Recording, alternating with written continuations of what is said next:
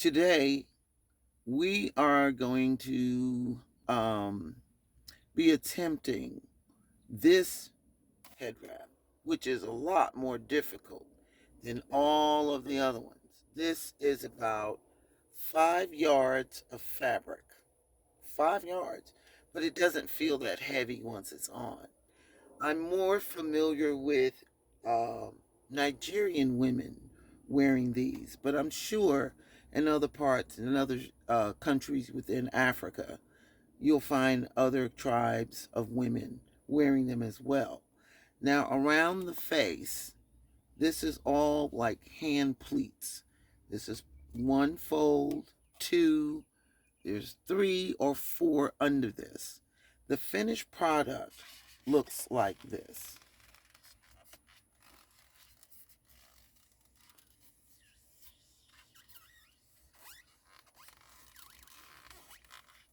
And it's not easy to put together. You'd imagine all of this fabric gets condensed to this. Also, this can be, it's better with a stiff fabric as opposed to something that's kind of soft and bendable. Um, the hat can go back a little further like that. They usually are really big and ornate, but they start with a series of pleats across the forehead, and it's wrapped very tight and pinned with these very long pins. When I'm actually ready to do the demonstration, I will have the long pins. But I just wanted to let you know, for those who have been following the series on head wraps, that we will be doing this.